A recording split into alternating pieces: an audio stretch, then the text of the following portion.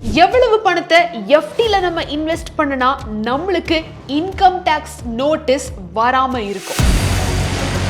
போன வருஷம் வரைக்கும் நம்ம எல்லாருமே ஒரு செட் ஆஃப் ரூல்ஸ் அண்ட் ரெகுலேஷன்ஸை இந்த கேஷ் டிரான்சாக்ஷன் இன்வெஸ்ட்மெண்ட் ரிலேட்டடாக நம்ம ஃபாலோ பண்ணிட்டு வந்துகிட்டு இருந்தோம். ஆனால் இந்த வருஷம் 2026 புதிய இன்கம் டாக்ஸ் ரூல்ஸ் அமலுக்கு வந்திருக்கு. இந்த ரூல்ஸ் படி எஃப்டி லிமிட்னு ஒன்று இருக்கு. இந்த லிமிட்டை தாண்டுனா இன்கம் டாக்ஸ் நோட்டீஸ் உங்க வீட்டுக்கு வரும். நோட்டீஸ் வரும்னு யாரும் பயப்பட வேண்டாம். ஏன்னா இந்த இன்கம்கான சோர்ஸ் உங்ககிட்ட இருக்குதா இல்லையான்னு செக் பண்றதுக்கான ஒரு வெரிஃபிகேஷன் நோட்டீஸ் தான் அது.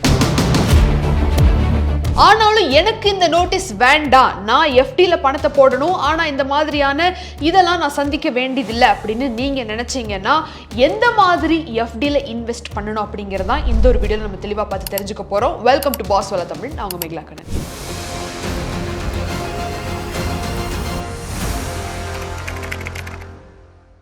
April 1 2026 new income tax rules அமலுக்கு வந்த நாள்ல இருந்து நிறைய விஷயங்கள் மாறிக்கிட்டு வந்துகிட்டு இருக்கு. நம்ம யூபிஐல பண்ற பேமெண்ட்ஸ் ஆகட்டும், நம்ம எஃப்டில இன்வெஸ்ட் பண்றதாகட்டும், இல்ல நம்ம பேங்க் ஏடிஎம் ரிலேட்டட் எல்லாமே ஒரு சின்ன சின்ன அப்டேட் வெளியில வந்திருக்கு. அது இப்போ இம்ப்ளிமெண்ட் ஆயிட்டும் இருக்கு.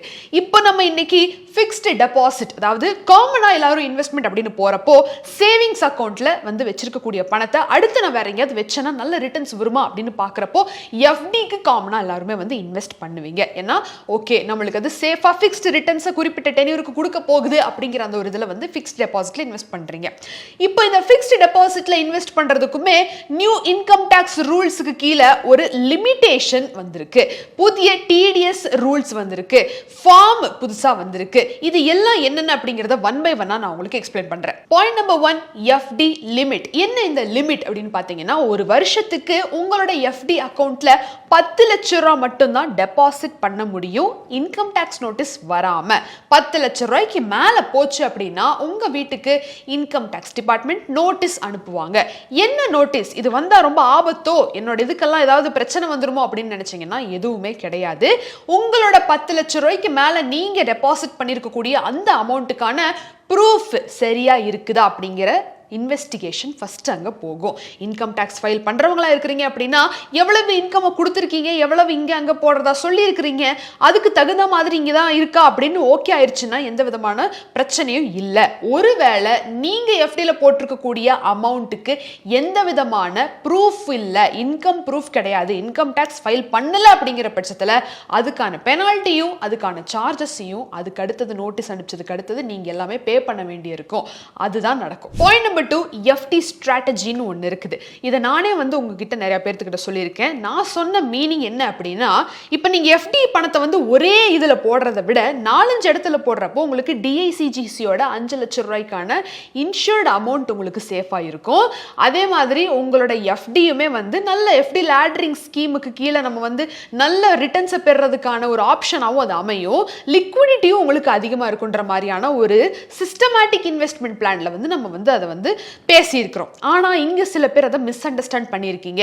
ஓகே, இன்கம் டாக்ஸ் நோட்டீஸ் வரக்கூடாது அப்படின்னா எஃப்டி பணத்தை ஒரு 7-8 பேங்க்ல பிரிச்சு போட்டோம்னா வராதுல்ல அப்படின்னு நினைச்சிருக்கீங்க.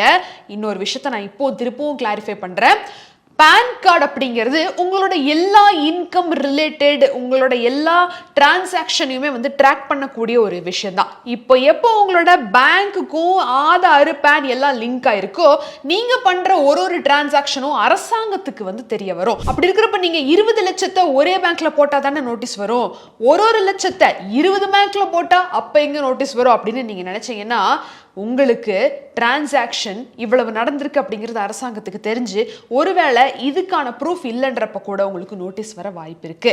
தயவு செஞ்சு அந்த மாதிரி மிஸ் அண்டர்ஸ்டாண்ட் பண்ணிக்காதீங்க. நான் சொன்னது with all the legal procedure, நீங்க உங்க பணத்தை எந்த மாதிரி செக்ரிகேட் பண்ணா எந்த மாதிரி ரிட்டர்ன்ஸ் வர வாய்ப்பு இருக்கு, அதிகமான ரிட்டர்ன்ஸை நம்ம இந்த மாதிரி ஸ்மார்ட்டா இன்வெஸ்ட் பண்ணி இது பண்ணலாம். நோட்டீஸ் உங்களுக்கு உங்களோட இன்கம் கரெக்டா இருக்கு, சோர்ஸ் கரெக்டா இருக்கு அப்படிங்கிற பட்சத்தில் உங்களுக்கு நோட்டீஸ் கண்டிப்பா வராது. அவங்க இன்வெஸ்டிகேஷன் நோட்டிபிகேஷன்லயே அது கிளியர் ஆயிரும். சோ அதை தயவு செஞ்சு மைண்ட்ல வச்சுக்கோங்க.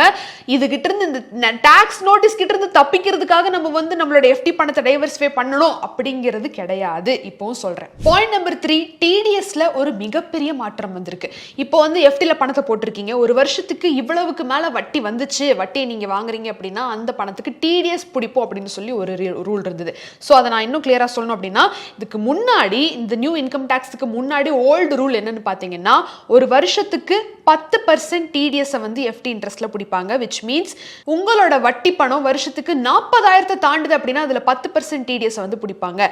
சீனியர் சிட்டிசன்ஸ்க்கு வருஷத்துக்கு 50,000க்கு மேல அந்த ஒரு வட்டி பணம் தாண்டுச்சு அப்படின்னா 10% அதிலிருந்து இருந்து பிடிப்பாங்க. இது ஓல்டு ரூல். இப்போ இது என்ன பண்ணிருக்காங்கன்னா, இந்த threshold வந்து இன்க்ரீஸ் பண்ணிக்கிறாங்க. which means ஒரு வருஷத்துக்கு 1 லட்சம் ரூபாய்க்கு மேல போச்சு உங்களோட எஃப்டி இன்ட்ரெஸ்ட் அப்படின்னா மட்டும்தான் டிடிஎஸ் பிடிப்பாங்க. இப்போ உங்களுக்கு இந்த ரூல் கிளியர் ஆயிருக்கும். ஒரு விஷயம் நான் என்ன நோட்டீஸ் பண்ணிக்கிறேன் அப்படின்னா, நம்மளோட வியூவர்ஸ்ல நிறைய பேர் பிசினஸ் பண்றவங்க இருக்கீங்க. அண்ட் யூசுவலி இவங்க பண்ணக்கூடிய ஒரு காமன் மிஸ்டேக் என்ன அப்படிங்கறத நான் சொல்றேன். அவங்க பிரச்சனையே டாக்ஸ் தான் அப்படின்னு நினைக்கிறாங்க. எஃப்டி பிளானிங் எல்லாம் ஒரு பெரிய பிரச்சனைப்பா அப்படின்னு நினைக்கிறாங்க. பட் ஆனா ஒரு ரியாலிட்டி என்னன்னு பாத்தீங்கன்னா, உங்களோட பணம் அங்கேயும் எங்கேயும் ஸ்டக் ஆகல, உங்களோட பிசினஸ்லயே தான் தேங்கி நிக்குது. ஏன்னா உங்களோட இன்வென்ட்ரி சரியா மேனேஜ் பண்ணப்படாத காரணத்தினால. ஃபார் எக்ஸாம்பிள், என்னென்ன நடக்குது அப்படிங்கிற ஒரு ப்ராப்பர் டிரான்ஸ்பரன்சி விசிபிலிட்டி இருக்காது. போகாத சரக்கெல்லாம் இன்னும் அதிகமா வாங்கி போட்டுக்கிட்டே இருப்பாங்க, அது உங்களுக்கு தெரிய வராது. என்னென்ன மாதிரி முதல்ல வாங்கணும் அப்படிங்கிற ஒரு பர்ச்சேஸ் டீடைல்ஸ் உங்களுக்கு தெரிய வராம இருக்க வாய்ப்பு இருக்கு. கிளியர் கட்டா எந்த கிளாரிட்டியுமே இல்லாம இருக்கு. சோ ஒரு பெரிய அமௌண்ட் உங்க இன்வென்ட்ரியில நடக்கக்கூடிய சலசலப்பாலே போய் மாட்டிக்குது. சோ உங்களோட இன்வென்ட்ரியை பிளான் பண்ணணும் அப்படின்னா கூட லிக்விட் கேஷ் உங்ககிட்ட அவைலபிளா இருக்கிறது கிடையாது. அங்கதான் நீங்க ரொம்ப ஸ்மார்ட்டா யோசிக்கணும். ஓடு மாதிரியான பிளாட்ஃபார்மை யூஸ் பண்ணணும். ஓடு ஒரு இன்வென்ட்ரி சிஸ்டம். உங்களோட கம்ப்ளீட் ஸ்டாக் அப்புறம் பணப்புழக்காட்டத்தை ஃபுல் கண்ட்ரோல்ல வச்சுக்கும். உங்க வேர்ஹவுஸோட ஸ்ட்ரக்சர் ரொம்ப ப்ராப்பரா நடக்கும். சோ தட் எந்தெந்த ரேக்ல என்னென்ன இது பண்ணணும், என்ன அரேஞ்ச் பண்ணணும் அப்படிங்கிற ஒரு கிளாரிட்டி உங்களுக்கு இருக்கும். அதுக்காக தனி ஒரு ஆள் போடணும் அப்படிங்கிற அவசியமே இல்லை. ப்ராடக்ட்டோட மூவ்மெண்ட் இன்னுமே எஃபிஷியன்ட்டா இன்னும் கிளியராவே உங்களுக்கு தெரிய வரும். என்னென்ன நடக்குது, எங்கெங்க போகுது ப்ராடக்ட் அப்படிங்கிற எல்லாமே. முக்கியமா மேனுவல் எரர்ஸ் ரொம்ப ரொம்ப கம்மியாகும். பொருளை ரிசீவ் பண்றது, சார்ட் பண்றது, அதை டிஸ்பேட்ச் பண்றது முதல் கொண்டு எல்லாத்தையுமே ஒரே சிஸ்டம்ல பார்த்தா எப்படி இருக்கும், அதுக்கு பல ஆட்கள் தேவை இல்லாம எந்த விதமான சலசலப்பும் இல்லாம பண்ணா எப்படி இருக்கும், அதை ஓடு பண்ணுது. அண்ட் இன்வென்ட்ரி வேல்யூவேஷன் ரொம்ப அக்யூரேட்டா நடக்கும். FIFO, LIFO மாதிரியான நிறைய விஷயங்களை வந்து இந்த மெத்தட்ஸை பயன்படுத்தி இவங்க இதை ரொம்ப இன்னும் கிளியர் கட்டா கொண்டு வராங்க. சோ தட் உங்களோட ஸ்டாக்கோட வர்த் என்ன அப்படிங்கிறது உங்களுக்கு ஆக்சுவலா தெரிய வரும். அண்ட் இன்னொரு முக்கியமான விஷயம், உங்க ஸ்டாக் ரியல் டைம்ல ட்ராக்கும் பண்றாங்க. அண்ட் ஒரு ப்ராடக்ட்டும் ஃபுல்லி ட்ரேசபிள். ஸ்டார்டிங் ப்ராடக்ட் வாங்குறதுல இருந்து ஃபைனல் சேல் வரைக்கும். அண்ட் ஆபரேஷன்ஸ் இன்னும் ஃபாஸ்டா ரொம்ப ஸ்மூதா முடியும். ஏன்னா பார்கோட் ஸ்கேனிங்னு இன்னும் நிறைய விதமான ஈஸியான ஸ்மார்ட் டெக்னாலஜியால நம்ம வந்து நம்மளோட இதை எல்லாத்தையுமே அக்யூரேட்டா நம்ம தெரிஞ்சுக்க முடியும் பிசினஸ்ல என்ன நடந்துகிட்டு இருக்கு அப்படின்னு. சோ எல்லாத்தையுமே அசியூம் பண்ணி பண்ணி பண்ணி பண்ணி இது ஆக வாய்ப்பு இருக்கு, அப்படி ஆக வாய்ப்பு இருக்கு அப்படின்னு நம்ம நினைச்சுக்கிட்டே இதுக்கு பணத்தை லூஸ் பண்ணிக்கிறத விட ஒரு கிளாரிட்டியோட பிசினஸ் பண்ணா அதுவுமே லாபகரமா தான் முடியும். அண்ட் முக்கியமா இன்எஃபிஷியன்சிஸ் அண்ட் லாஸஸை கட்டுப்படுத்த முடியும். சோ உங்களோட ஃபைனான்ஷியல் பிளானிங்கை மேம்படுத்துறதுக்கு இந்த மாதிரி தான் நீங்க யோசிக்க வேண்டியிருக்கு. சோ ஓடோவை பத்தி நிறைய தெரிஞ்சுக்கணும் அப்படின்னா இப்போ டிஸ்கிரிப்ஷன்ல லிங்க் இருக்கு, செக் பண்ணி பாருங்க. மாசம் ஒரு 550 ரூபாய் சப்ஸ்கிரிப்ஷன்ல ஓடோட எல்லா அப்ளிகேஷனுமே உங்களுக்கு கிடைக்கும், செக் பண்ணி பாருங்க. சோ அடுத்த பாயிண்ட், இந்த எஃப்டி பண்றப்போ நம்ம வந்து டிடிஎஸ் ரீஃபண்ட் பெறதுக்கு, நம்ம டாக்ஸ் ஃபைல் பண்ற டைம்ல நம்ம டாக்ஸ் வந்து மணியை ரீஃபண்ட் பெறதுக்கு வந்து ஃபார்ம் சப்மிட் பண்ணுவோம் இல்லையா? Form 15G, form 15H. 15G வந்து ஜெனரல் சிட்டிசனுக்கு, 15H வந்து சீனியர் சிட்டிசன்ஸ்க்கு. எப்பெல்லாம் அவங்களோட எஃப்டி இன்ட்ரெஸ்ட்ல இருந்து டிடிஎஸ் பிடிக்கப்பட்டிருக்கோ அந்த ஒரு பணத்தையுமே சேர்த்து, ஓகே நீங்க கட்ட வேண்டிய இன்கம் டாக்ஸ் வந்து அந்த டிடிஎஸ் விட கம்மி தான், சோ நீங்க தான் எனக்கு திருப்பி கொடுக்கணும் அப்படின்னு நம்ம வந்து ரீஃபண்ட் வாங்குவோம் இல்லையா? அதுக்கு நீங்க என்னென்ன ஃபார்ம் ஃபில் பண்ணணும் அப்படிங்கிறது ஃபார்ம் 15H, ஃபார்ம் 15G ரெண்டு இருந்துச்சு. சீனியர் சிட்டிசன்ஸ்க்கு தனியா, ஜெனரல் சிட்டிசன்ஸ்க்கு தனியா. இப்போ 2026 ஏப்ரல் 1ஆம் தேதி நியூ இன்கம் டாக்ஸ் ரூல்ஸ் படி ஃபார்ம் 121 இருந்தா போதும். ஜெனரல் சிட்டிசன் ஆகட்டும், சீனியர் சிட்டிசன் ஆகட்டும், ஃபார்ம் 121 இருந்தா மட்டுமே போதும். இதை வந்து இன்னும் சிம்பிளிஃபை பண்ணி அந்த ஒரு டிடிஎஸ் ப்ராசஸ், ரீஃபண்ட் ப்ராசஸ் நம்ம பண்ணி கொடுப்போம் அப்படிங்கறதையும் அறிவிச்சிருக்காங்க. ஆனா இங்க நம்மள நிறைய பேர்த்தோட ப்ராப்ளம் என்ன தெரியுங்களா? நிறைய பேருக்கு டிடிஎஸ்னா என்னன்னே தெரியாது. Tax deducted at source. உங்களுக்கு ஆல்ரெடி உங்க கைக்கு பணம் வரதுக்கு முன்னாடி அவங்க புடிச்சிட்டு டாக்ஸை புடிச்சிட்டு தான் உங்ககிட்ட பணத்தை கொடுப்பாங்க. இதை நிறைய பேர் கிளைம் பண்றது கிடையாது. இதை நிறைய பேர் இன்கம் டாக்ஸ் ஃபைல் பண்றப்போ நோட் பண்றதும் கிடையாது. சோ தயவு செஞ்சு உங்களோட டிடிஎஸ் எங்கெல்லாம் டிடக்ட் ஆகுது, உங்க லிமிட் தாண்டுது தாண்டுது அப்படிங்கிற பட்சத்தில் டிடிஎஸ் கண்டிப்பாக டிடெக்ட் ஆகும். ஸோ லிமிட் என்ன அப்படிங்கிறது இன்னைக்கு நீங்கள் தெரிஞ்சுக்கிட்டு இருந்திருப்பீங்க. தயவு செஞ்சு இதெல்லாம் ஞாபகம் வச்சுக்கோங்க. இன்கம் டேக்ஸ் ஃபைல் பண்ணுறப்போ இந்த மாதிரியான சில பல விஷயங்களை நீங்கள் பயன்படுத்தினா தான் உங்களுக்கான ரீஃபண்ட் உங்களுக்கு வந்து கிடைக்கும். ஸோ இந்த ஃபார்மை எப்போ சப்மிட் பண்ணணும் அப்படிங்கிறதுமே இருக்குது. நீங்கள் ஏப்ரல் மாதத்துக்குள்ளே சப்மிட் பண்ணிட்டீங்க அப்படின்னா உங்களுக்கு பெருசாக டிலே ஆகாது. அப்படிலாம் ஐடிஆர் ஃபைல் பண்ணுற டைமில் தான் இதை நீங்கள் வந்து ரீஃபண்ட் அதெல்லாம் பண்ண வேண்டியதாக இருக்கும். ஸோ எவ்ரி இயர் ஏப்ரலுக்குள்ளே நீங்கள் சப்மிட் பண்ணிடுறது நல்லது. அண்ட் இன்னொன்று மல்டி பேங்க் ரூல்னு ஒன்று இருக்குது. ஃபார் எக்ஸாம்பிள் உங்களோட எஃப்டியை 4 பேங்க்கில் பிரித்து போட்டிருக்கீங்க. 4 பேங்க்லையுமே அந்த லிமிட் தாண்டி இருக்குது. டிடிஎஸ் கண்டிப்பாக வந்து டிடெக்ட் பண்ணப்படும் அப்படின்னு ஏதாவது நீங்கள் நினைக்கிறீங்க, இல்லை அந்த ஃபார்மை ஃபில் பண்ண வேண்டிய கட்டாயம் வருது அப்படின்னா ஒரு பேங்க்கில் கொடுத்தா போதுமே அப்படின்னு கிடையாது. எஸ்பிஐல வச்சிருக்கீங்கன்னா அங்கே கொடுக்க வேண்டி இருக்குது அப்படின்னா அங்கேயும் நீங்கள் கொடுக்கணும். இந்த பக்கம் ஹெச்டிஎஃப்சியில் இருக்குது அப்படின்னா அங்கேயும் கொடுக்கணும். இந்த பக்கம் ஆக்சிஸில் இருக்குன்னா ஸோ எந்தெந்த பேங்க்லலாம் எஃப்டியை போட்டு நீங்கள் இது பண்ணுறீங்களோ அங்கெல்லாம் நீங்கள் சப்மிட் பண்ண வேண்டியிருக்கும். ஆனால் நீங்கள் இந்த இதை மறந்துட்டீங்க அப்படின்னா, ஒருவேளை இந்த ஃபார்மை சப்மிட் பண்ணுறதுக்கு மறந்துட்டீங்க அப்படின்னா உங்கள் டிடிஎஸ் வந்து திரும்ப வராது, நோட்டிஃபை பண்ணப்படாது. ஸோ ஐடிஆர் ஃபைல் பண்ணுற டைமில் தான் வந்து ரீஃபண்ட் பண்ணப்படும்.